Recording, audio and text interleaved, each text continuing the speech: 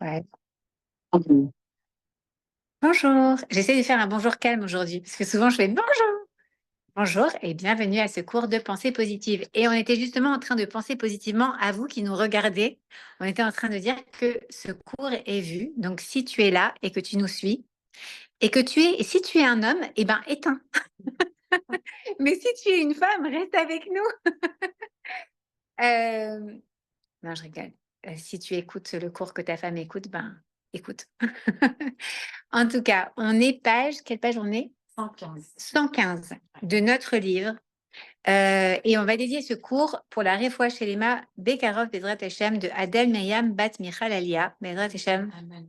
petite poupée qui est née pendant Pessah, qui a vraiment besoin de toute notre filote, qu'Akadosh Baruch Hu lui permette de rentrer en bonne santé à la maison et donne beaucoup de force à ses parents, à ses frères et sœurs, à ses grands-parents, à toute la famille. Amen. Bezrat Hashem. Et une Ida Kala pour Shulamit Bat Salomé Rivka Batrana. Salomé Rivka Batrana. Tu dis pas Shulamit? Non. Ah, Salomé Rivka Batrana. Amen. Bezrat Hashem. Je ne savais pas que c'était Ouais. la médecine. Ouais. Ah, voilà. Shira Maalot, les David Adonai, lo Gavar Libi, velo Ramoenai, velo Ilarti Bigdolot, Ufniflot, Mimeni. Imlo Shiviti, Vedomamti Nafshi, Kegamul Aleimo, Kegamul Alei Nafshi. Yachel Israël Anai, Meata Veradolam. Ok. Andiam. Ouais. Qui veut. Let's go. Ah, on fait le cours en italien. Andiam. Je crois que- Dai. Qui veut lire? Je peux te mettre un. Du coup, coucou. Alors, le bitachon et non pas la paresse.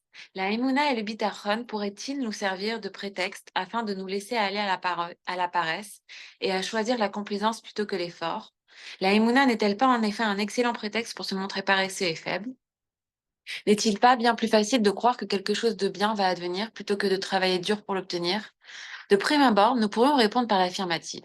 Un homme qui n'a pas la force de s'investir avec suffisamment de ténacité prétend faire confiance à Hachem et attend passivement que ses désirs se concrétisent selon son attente. En réalité, le fait de bénéficier des bienfaits divins dépend de la Emouna qui en constitue le réceptacle. Or, la Emouna varie selon chacun. Un homme qui dépend réellement d'Hachem est conscient à tout moment qu'il est totalement à sa merci. Il ne reconnaît que sa force toute-puissante. Cette dépendance est saine et solide et donnera de bons résultats en temps voulu. Par contre, il en est tout autrement pour les insouciants et les paresseux, surtout intéressés à profiter de l'instant présent, même s'ils décident pour un moment de compter sur Hachem et ont une émouna passagère.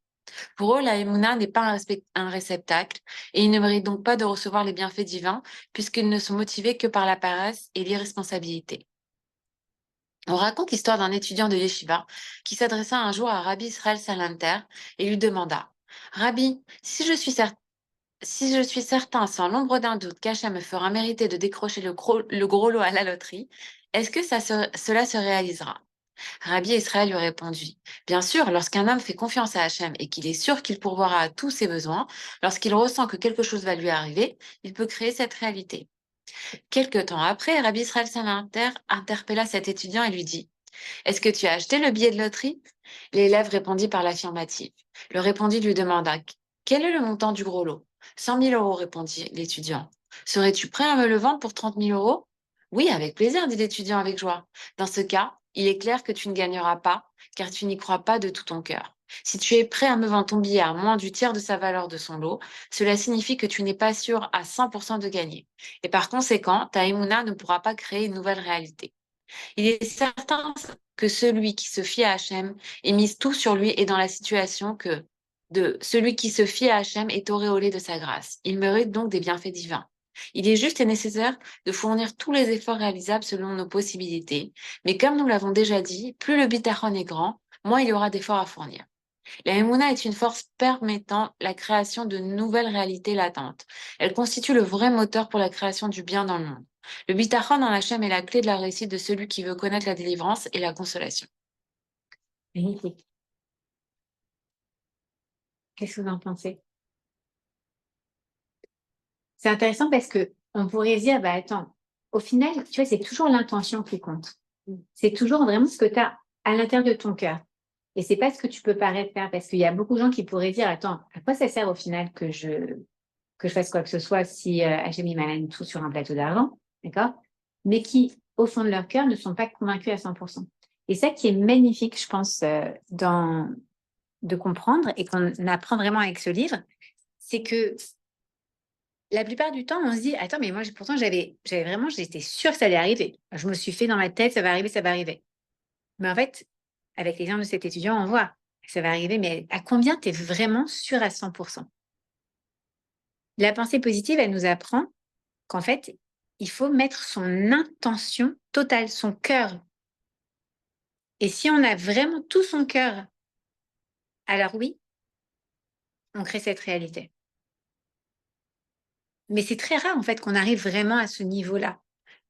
Donc, je sais pas pour vous, mais même moi, je me dis, je sais pas pour vous, mais même moi, non, mais moi, personnellement, je me dis souvent, là, tu vois, quand tu as un truc et que tu essaies de te faire une petite visualisation, ok, allez hop, je visualise ce que je veux obtenir, etc. Il y a quand même une petite voix en moi qui me dit, ouais, mais bon, ça va pas marcher. Ou tu vois, mais est-ce que tu es à 100% là-dedans? Il faut vraiment se concentrer et vraiment parfois, tu sais, on dit, je crois qu'on l'a vu, Luc, il y a quelques semaines, Hachem était avec celui qui a le cœur brisé. On l'avait vu, non, ici? Ou c'est dans un autre cours? Je sais plus. Bon, alors c'est dans un autre cours, peut-être sur le cours de la Emouna. En tout cas, pourquoi? Parce que celui qui a le cœur brisé, celui qui s'est vraiment ramassé une grande claque dans la figure, celui-là, d'abord, son cœur, il s'est ouvert, entre guillemets, mais c'est au sens propre et au sens figuré, mais au sens figuré, c'est-à-dire qu'il laisse maintenant une autre réalité exister. Très souvent, même si on se dit qu'on est quelqu'un qui a la possibilité d'être l'esprit ouvert, etc., c'est difficile de voir la réalité des autres. Et parfois, c'est à travers un choc émotionnel, à travers une grosse déception, à travers une grande claque dans la figure, entre guillemets, qu'en fait, on se dit quoi, mais attends, en fait, je réalise que c'est ma manière de percevoir le monde ou ma manière de voir les choses, c'était pas du tout la réalité. J'en parlais ce matin, j'ai laissé une voice note à une rabbinite, la rabbinite Myriam Metoudi. Aujourd'hui, je sais plus comment. Enfin, elle s'est remariée. Koskas, je crois. Je sais plus. Bon, bref. Je sais pas. Un autre Dans nom. son groupe Ravana. Ah, voilà. Alors, en tout cas, je lui ai laissé un message justement parce qu'elle m'avait. À l'époque, on avait discuté d'un sujet. Elle était venue ici il y a quelques années et après, on était restés en contact et de temps en temps, je l'appelle pour avoir des conseils pour des couples ou pour des femmes. Et on avait discuté d'un sujet. Et vraiment, une femme qui passait par un moment très, très, très, très dur. Elle me disait, je vois pas d'autre solution que le divorce. C'est tellement difficile, on est tellement dans deux mondes différents. Il m'a fait ça et ça peut pas passer, j'y arriverai jamais. C'est pas possible, j'arrive pas, j'essaye. Ça a duré des mois comme ça, vraiment des mois où je me disais, bon, bah, il y a un moment, même le Rav, il lui a dit, c'est possible, vous pouvez divorcer. Dans ce cas-là, il n'y a pas d'autre option. Et la vérité, euh, ce couple, il est assez incroyable.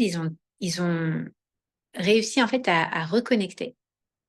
Et la femme, elle m'a expliqué que c'est parce qu'elle a tellement eu mal, c'était tellement difficile cette épreuve qu'elle a eue, que dans cette souffrance où elle pensait qu'en fait, elle n'arriverait plus à construire, il n'y avait tellement plus rien que finalement, c'est comme si elle s'était ouverte et elle avait persisté parce que beaucoup de gens, face à cette douleur, disent bah, je veux plus cette douleur en fait. Je veux pas cette douleur, donc je pars. Hop, c'est fini. On oublie le couple, ça y est, c'est fini. Je peux plus. Je peux plus supporter ça. Mais elle, et lui, parce qu'ils avaient tous les deux vraiment cette volonté d'essayer d'aller jusqu'au bout et de tout essayer. De pas se dire, bon, ben, tant pis. Ils ont tout essayé. Bah, elle explique qu'en fait, à ce moment-là, elle a ressenti que dans ce moment où elle pensait que vraiment, ça y est, c'était terminé, elle a compris, elle a pu entendre ce que lui disait son mari.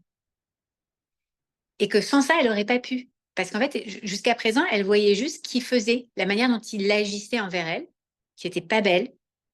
Mais elle se rendait pas compte qu'en fait, elle avait une manière d'agir avec lui et lui répondait en, en contrepartie. Et que la solitude dans laquelle elle était rentrée, elle sentait que c'était parce que son mari s'était éloigné d'elle, etc.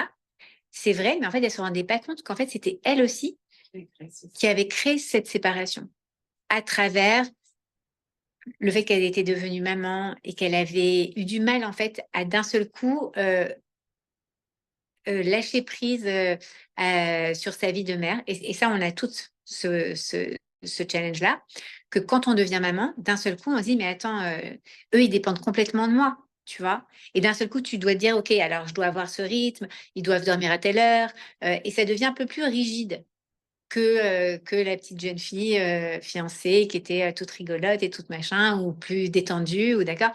Tu dors moins, tu as beaucoup de choses sur tes épaules, tu as les trucs de la vie. Et le mari aussi, bien évidemment, lui, avec d'autres charges aussi. Et du coup, elle expliquait que pendant des années, finalement, elle ne s'était pas rendu compte. Pas rendu compte à quel point, finalement, c'était elle qui l'avait un peu repoussée. Et du coup, elle a entendu ça. Après, on avait beaucoup travaillé ensemble sur beaucoup de choses aussi pour qu'elle ait confiance en elle, pour lâcher on appelle ça des messages contraignants, des pensées qu'elle avait reçues quand elle était petite. Je suis pas assez bien, je vaux pas grand-chose, je suis pas comme ci, je suis pas comme ça, je me sens pas bien dans ma peau. Nan, nan. On avait travaillé en life coaching là-dessus. Et cette fille, grâce à Dieu, et ben en fait, parce qu'elle a vraiment, vraiment travaillé sur elle et que son mari aussi, il était prêt à travailler et à essayer de reconnecter, avec un rave ensuite, ils ont travaillé sur le Shalom Bait ensemble. Et aujourd'hui, grâce à Dieu, apparemment, ça va, tu vois. Mais c'est fou de se dire qu'en fait, celui qui laisse la réalité, enfin, pardon, celui qui a le cœur brisé, celui qui a vraiment pas d'autre choix que de s'ouvrir à autre chose, il est capable vraiment d'embrasser une réalité différente et d'ouvrir son cœur. Et je pense que quand on... C'est pour ça qu'en fait, les épreuves nous sont amenées dans la vie. C'est que malheureusement, c'est à travers les épreuves, et on l'a vu d'ailleurs, le mot qui a été utilisé pour le 7 octobre, c'était le mashber, la crise. Et en fait, ça vient de l'ishbar, qui veut dire casser. Et en fait, combien de femmes, combien de juifs dans le monde, mais moi je parle plus avec des femmes, combien de femmes, après le 7 octobre, se sont dit, oh, mais attends, je ressens un truc en moi là. C'est un truc tellement fort, j'ai tellement mal, c'est tellement injuste, ça me fait tellement mal viscéralement. Je ressens quelque chose, il faut que j'agisse. Et ils ont vu une réalité différemment. Ils ont vu leur identité juive différemment. Et elles se sont dit, tiens, je sais pas pourquoi d'ailleurs, je vais me couvrir la tête à Shabbat. Pourquoi tu te couvres la tête à Shabbat? Parce qu'il y a eu le 7 octobre. Parce que d'un seul coup, tu réalises en fait qu'il y a une réalité que tu entrevoyais, mais que tu n'arrivais pas à embrasser. Et parce qu'il y a cette brisure, parce qu'il y a cette cassure, parce qu'il y a cette épreuve, parce qu'il y a cette douleur, en un sens, on arrive à l'embrasser. C'est fou, hein?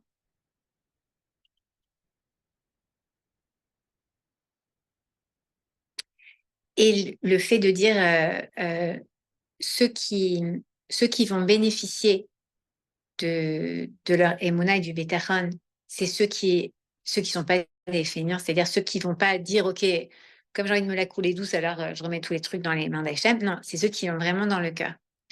Et, et inversement, c'est ce qu'on a vu les semaines d'avant, c'est l'inverse de ceux qui veulent tout contrôler. OK, ceux qui veulent tout contrôler et qui, du coup, on a dit, la volonté de contrôle est inversement proportionnelle à la émouna qu'ils ont. D'accord. Mais l'autre, en réalité, il n'a pas plus de Emouna, c'est juste qu'il n'a pas envie de faire quoi que ce soit, donc il remet tout entre les mains de Hachem, et c'est un prétexte, entre guillemets. Donc celui qui vraiment remet tout entre les mains d'Hachem, c'est celui qui le fait de tout son cœur. Et en un sens, parce que on est fabriqué comme ça, bah c'est souvent dans l'épreuve qu'on arrive à faire cette démarche-là et à placer Hachem devant nous. Parce qu'on se rend compte que finalement, il n'y a rien d'autre qui fonctionne. Et qu'il n'y a que Hachem qui peut nous aider.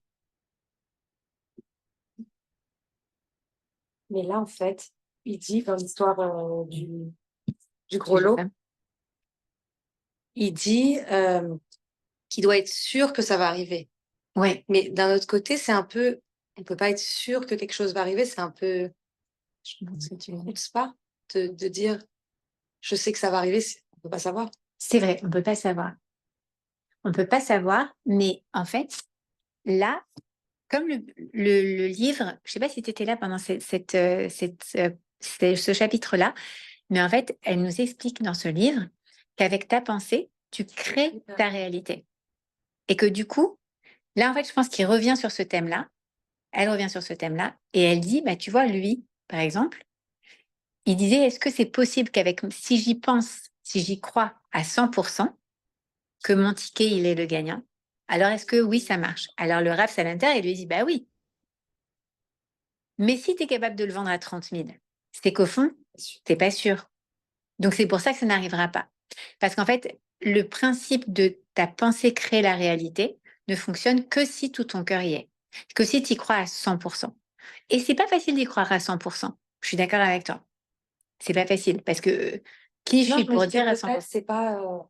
c'est pas bien, non, d'y croire à 100%, d'être sûr, alors qu'en fait, peut-être, Ben si, en fait, en gros, c'est tout le principe du livre, c'est si. Si, parce que si tu peux créer toi-même ta réalité, c'est ta pensée qui amène ce que tu vas vivre. Donc, si tu veux amener le bien, tu dois penser le bien et le créer. Vraiment. En fait, c'est tous nos doutes, c'est toutes nos pensées, c'est tous nos doutes en réalité qui font qu'on ne vit pas la vie qu'on voudrait. mais en même temps, ça veut dire qu'on fixe quelque chose pour nous. Par exemple, on prie pour quelque chose, on le fixe, c'est-à-dire, mais en fait, on n'est pas sûr Que c'est le mieux, que c'est le mieux. c'est vrai. Donc, en fait, je sais pas, c'est un peu. Alors, c'est pour ça qu'en fait, tout est une. En fait, dans ce livre aussi, la rabbinite Yosef, elle nous dit voilà, tu as ce que toi tu crées, d'accord? Tes pensées, elles viennent d'Hachem. Ça aussi, on l'a vu au début du livre, je crois, qu'en fait, toutes les pensées qu'on a, elles viennent d'Akadosh Baruch Hu. C'est Akadosh Baruch Hu qui nous les donne. Après, il y a aussi le Yetzer Hara qui vient, et ça, c'est le rôle de l'imagination. L'imagination, elle va venir, elle va transformer cette pensée et essayer de te la tourner en peur, en crainte, en doute, d'accord, pour que finalement, ça te déroute de là où tu dois aller. Mais en effet, alors, est-ce que nos prières sont toujours ou doivent toujours être exaucées? Il y a une différence entre nos prières et notre émouna ou la création de notre pensée, le pouvoir de création de notre pensée. Quand on prie, en effet, on n'est pas sûr que ça va arriver. On n'est pas sûr que c'est le mieux. On ne sait pas. Et c'est pour ça qu'on va dire, si c'est le mieux pour moi, donne-moi un 7e enfant si Mais c'est le alors là, mieux on pour n'est moi. pas sûr. Exactement. Donc, On n'est pas sûr. on ne sait pas vraiment comment prier. Parce que la prière, c'est pas la même chose que de créer ta pensée, de créer à partir de ta pensée. En fait, là, on est plus dans je veux créer cette réalité. Par exemple, euh, euh, une femme qui, ouais, bah voilà, ce type qui veut aller gagner au loto. Il te dit, s'il achète son billet et qu'il y croit à 100%, ça va arriver. Maintenant, s'il est à la SINA, qu'il a acheté son billet et qu'il dit à Hachem, Hachem, je t'en supplie, fais que je gagne si c'est le mieux pour moi. Là, c'est pas la même chose. Il n'est pas en train de créer avec sa pensée. Tu vois ce que je veux dire? Il est en train de demander à Kadosh Baruch Hu, il reconnaît que tout vient d'Hachem. Il reconnaît qu'Hachem, il veut le mieux pour lui. Il reconnaît que lui-même, il va pas. Mais s'il veut que ça arrive, alors il faut que lui-même, il le crée dans sa pensée, entre guillemets.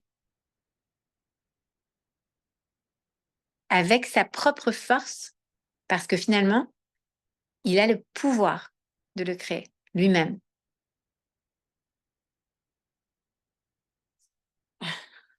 Ça me gêne. Ouais, En fait, j'arrive pas à. Je sais pas. Quand on prie pour quelque chose, mais on n'est pas vraiment. Je sais pas. mais je suis d'accord avec toi.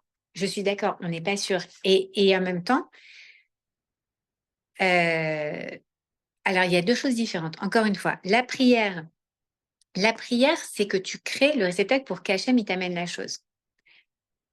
Et, et quand tu penses positivement, d'accord, c'est toi qui amènes cette chose. Parce qu'Hachem, il t'a donné le pouvoir. T'es pas Dieu. Mais Hachem, il t'a fait à son image avec ce pouvoir de la pensée et de la parole. Donc, en gros, si par exemple,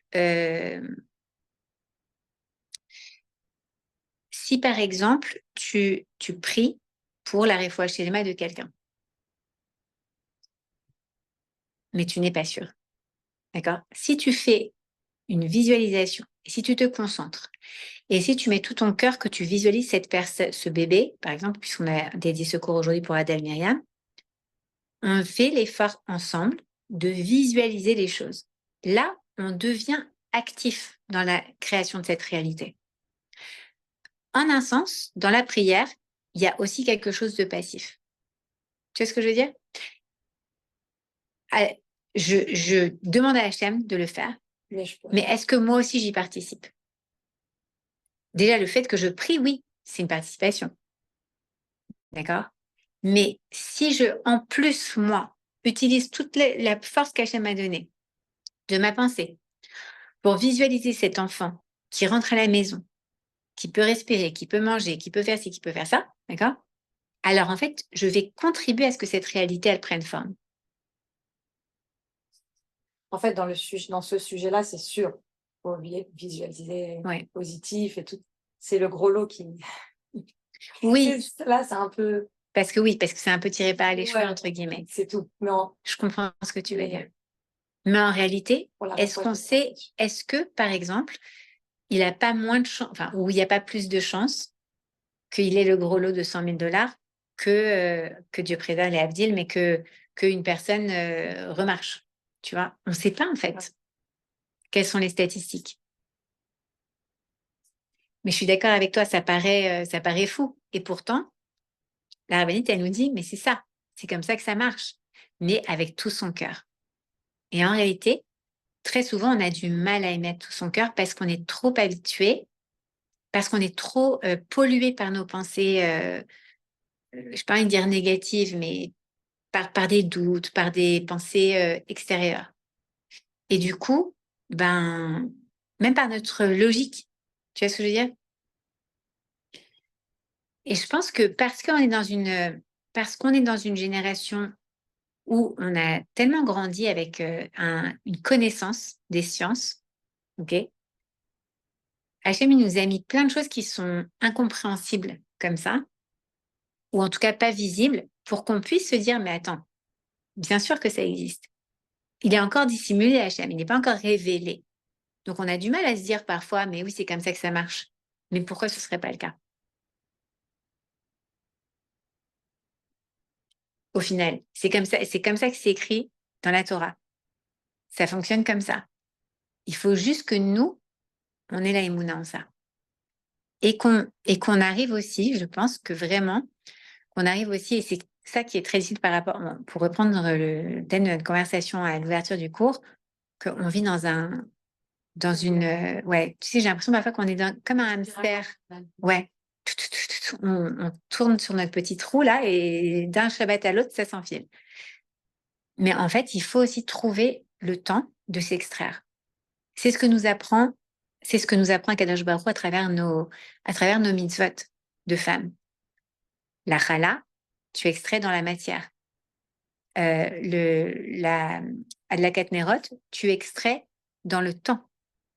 Et la Tarat Mishpara, tu extrais dans la relation. Si on arrive à comprendre qu'en fait, c'est ça notre force pour arriver à créer la réalité qu'on veut pour notre famille, pour nous, pour Am Israël, il faut qu'on puisse à la fois s'accorder du temps, s'accorder de la matière, ok, et la relation. Arriver à rendre tout ça, à extraire un petit peu de chaque chose pour pouvoir se concentrer, pour pouvoir méditer, pour pouvoir créer avec notre pouvoir de création qui est dans notre esprit. Pour revenir à l'eau, en fait, en réfléchissant, en fait, ça te choque parce que c'est futile, ça te paraît futile. Ah Et ouais, parce que le monde fait que ça paraît c'est vrai. futile. Mais si, par exemple, tu as besoin d'une maison pour ta famille et que tu veux une maison avec des enfants, ça peut paraître futile de vouloir une grande maison, mais en fait, tu en as besoin. Donc, si tu le prends pas comme ça, mais imaginons que cet argent, il en a c'est pas futile, il y en a vraiment besoin. Donc, c'est normal de vouloir créer cette réalité de cette façon-là. J'ai besoin, ou comme si on lui avait fait un don, mais comme on va pas lui faire un don parce que c'est un étudiant, tu vois, de se dire, bah, je vais l'avoir cet argent, en fait, parce que j'en ai besoin. C'est Le voir différemment, en fait. Se dire, voilà, par exemple, si c'était autre chose et qu'il demandait une maison, bah, ça ne nous paraîtrait pas, en fait, futile. Et s'il en a C'est un vraiment vrai besoin. besoin, c'est un vrai. vrai T'as besoin. raison, c'est vrai. Donc en fait, tu es en mesure de le demander et de vouloir que ça se crée, parce que c'est pas négatif. C'est juste que c'est un besoin pour toi. T'as raison. Exactement, C'est tu as dans raison. un autre, Ouais, dans en une fait, autre c'est le nous optique. qui fait. On pense que c'est pas bien de vouloir gagner, mais en fait, s'il en a vraiment besoin de cet argent, pourquoi pas. Il y a quelqu'un qui a très très bien vendu sa société à Miami Beach. Et avec l'argent, avec son maaser, Ça capte. Saka, il a décidé de faire un truc exceptionnel. Il a dit, il a très très bien vendu. Et avec ses 10%, il a décidé d'acheter un lieu et de faire un kollel pour les enfants. Un endroit où en fait, tous les jeunes, post-bar mitzvah, donc ceux qui ont l'obligation, qui vont prier à Netz le matin. Ok, donc qui vont prier à Netz le matin. C'est un petit peu. Ouais. Qui vont prier à Netz le matin, sont payés, je crois que c'est $60, un truc comme ça. Normalement, c'est 40. 45. Ok, 40. $40. Sont payés $40. Ils restent pour une heure d'études après. Il y a le cours et la prière. Exactement. Et le soir, pareil, Mincha et Arvit. Ils les payent. Les gosses, ils sont payés, mais ça devient leur. En fait, moi aussi, ça me choquait au départ. Parce Ah ouais? on a... Moi, je trouve ça exceptionnel. Bah, en fait, le principe me choquait d'être payé, enfin d'y aller, parce que moi, mon fils, il y va. Il y va pour Bah, ça. très bien. Mais en fait, ça lui a créé un automatisme. Au lieu d'aller à l'école, en fait, où il va et c'est... Là, il y va et en fait, il est obligé, il y a des conditions. Il est Ouais, obligé c'est un d'écouter, il deal. ne faut pas qu'il ait son téléphone, il ne faut pas qu'il s'endorme, il faut pas qu'il parle. Donc, en fait, ça les conditionne et en plus, ça l'oblige à écouter un cours ou faire travailler, même si il est obligé d'écouter en Mais fait oui. ce cours. Donc, finalement, il prend un rythme où ça devient normal. Parce que Ça fait partie de son quotidien, ça ça fait devient partie de son son quotidien. habitude. Ouais. Imagine le gosse, il y va pendant 2 mois, 3 mois. D'accord? L'année dernière, j'ai des copains des enfants qui sont allés pendant tout l'été. Ils se sont fait de l'argent. Ouais. Attends, ça fait presque $300 par semaine. OK? Ils ont étudié, ils ont prié, ils ont rencontré d'autres garçons qui étaient intéressés. Et c'est extraordinaire. Le mec, Non, il mais a le dédié. principe, il est exceptionnel. Il est En exceptionnel. Mais plus, tu vas tricher parce que ouais, tu t'enregistres avec ta photo. Ils ont des caméras, donc ils savent, tu peux pas mentir. ouais, Donc c'est c'est bien hyper pensé. bien fait. C'est bien pensé. Mais il s'est dit, C'est avec pour les cet argent, C'est collègue. ouais, Ouais. alors le mercredi, à la Schule de Ballarbourg, ils ont repris le même truc pour l'étude. Donc moi, le mercredi soir, par exemple, il y a le collège des filles. Une fois par mois, je vais et j'enseigne. Alors c'est bizarre, hein, je vous dis très sincèrement, parce que moi, normalement, même quand j'ai des filles, des jeunes filles, c'est des filles qui viennent pour étudier parce qu'elles ont envie d'étudier.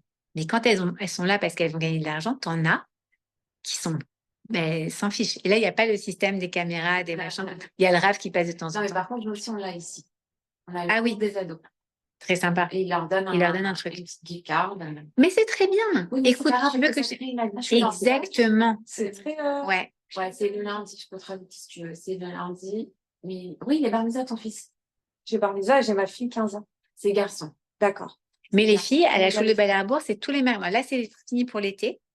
Mais s'il y a quelque chose pendant l'été, si tu veux, je te tiens au courant. Mais c'est top. Même, ça leur fait rencontrer d'autres. Mais oui, Oui, oui, non, c'est bien.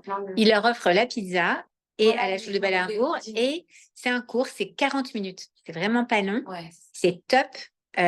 C'est des sujets toujours. En plus, c'est des bons sujets en général. Ouais. Ouais. Moi, je leur laisse me poser. Il y a des fois où on me demande de faire un sujet, mais sinon, je leur dis voilà, vous posez la question que vous voulez. Et on répond et on discute ensemble. Et c'est vraiment intéressant. Et les garçons, c'est le jeudi. Donc, c'est Ça, top. c'est pas mal. Ouais. Mercredi soir, les filles, jeudi soir, les garçons. Et ils sont payés, je crois.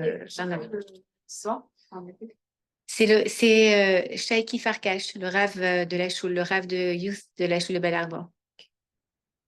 Ouais. Mais franchement, c'est top. Super. Non, mais le principe, il est bien. Parce que ça leur donne des habitudes d'aller plus tard en cours, en fait. Exact. Mais c'est vrai que moi Le aussi, au principe, tout il est départ, bon. Moi aussi, j'ai eu du mal au début. C'est vrai que ça les pas tiré. Finalement, si ça les fidélise, pourquoi pas? Et Mais puis- les enfants, et- ils sont complètement différents. Pourtant, ils sont en école juste, tu vois, mais ils sont.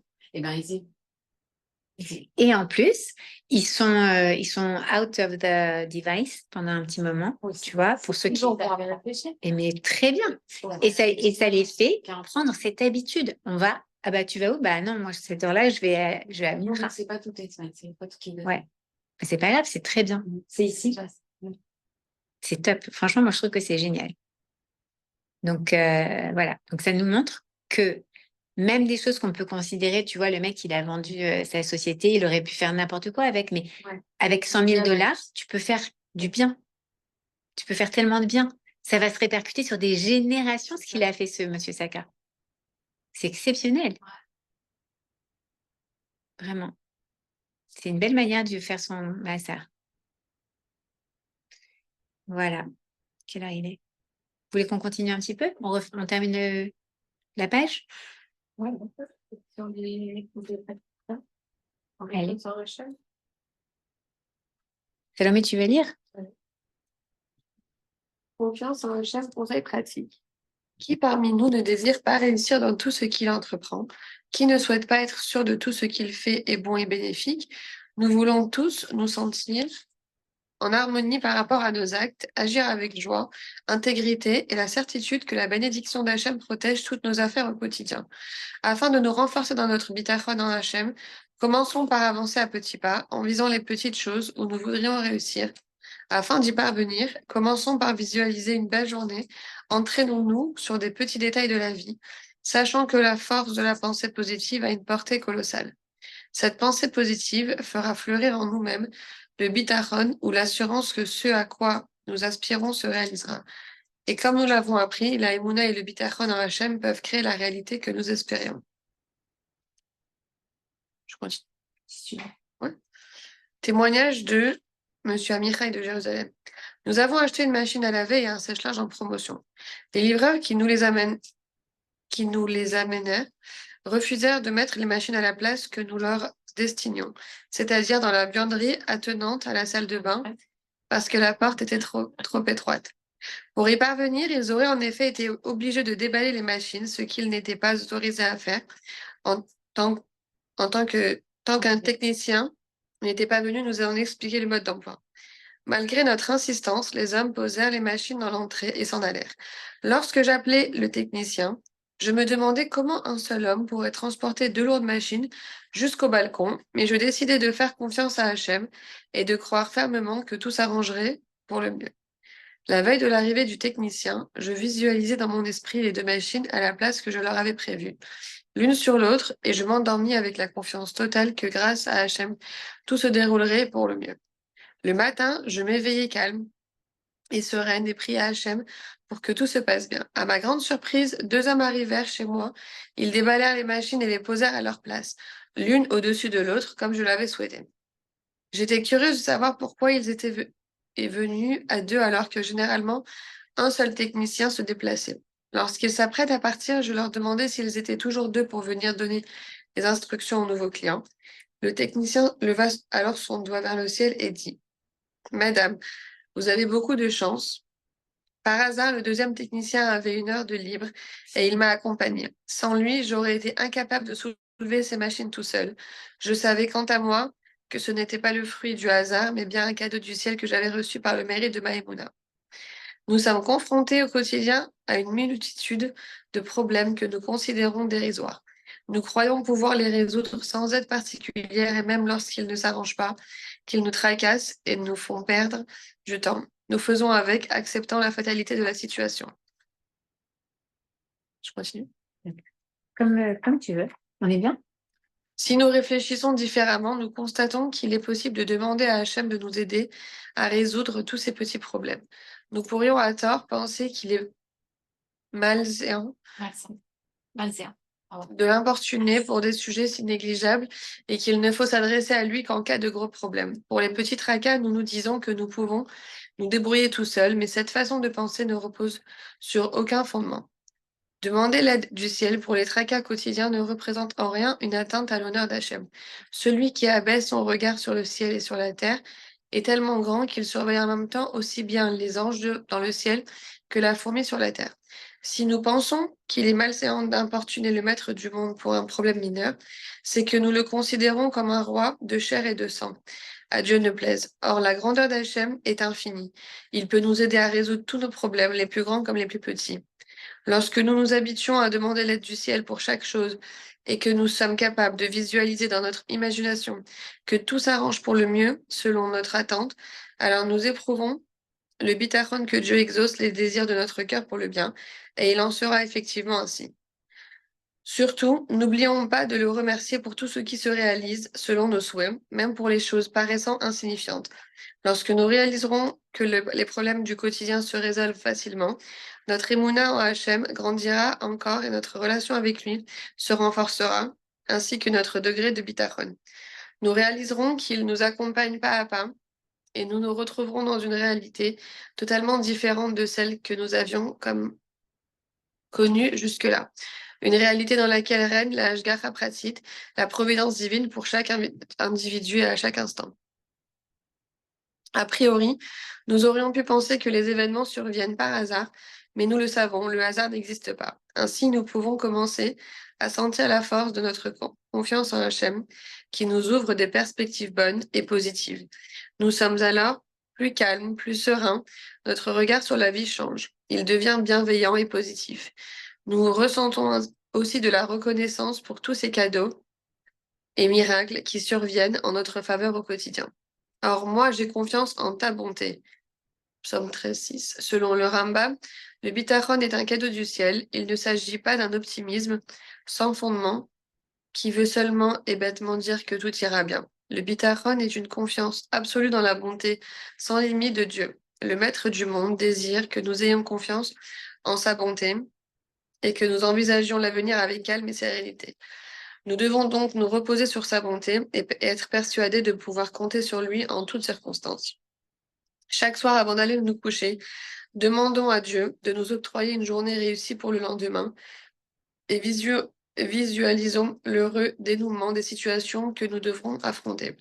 De plus, remercions Dieu pour la réussite de la journée qui vient de s'écouler et supplions-le de maintenir notre réussite. Avec son aide, nous serons témoins de l'avènement de grandes choses. Amen. Amen. Amen. C'est beau. C'est très beau. Ouais. C'est très beau. C'est un sujet qu'il faut apprendre aux enfants. Ouais, Parce qu'il faut s'habituer à faire ça, je pense, t'as raison. T'as raison. depuis petit. Je pense qu'en plus, les enfants, ça vient naturellement. Parce que tu sais, quand t'es petite, tu crois que quand C'est quand vrai. tu penses, ça va arriver. Ça dit tout le temps, merci Hachem, c'est qu'il est Ouais. bien. C'est ça. Bah ouais. Moi aussi, même, t'as vu combien Hachem il est belle. Regarde ce qu'il Regarde ça. Mais c'est vrai que c'est une habitude, C'est en une- fait, que j'ai pas fait avec mes garçons, mais je peux. Oui, avec les filles. Ouais.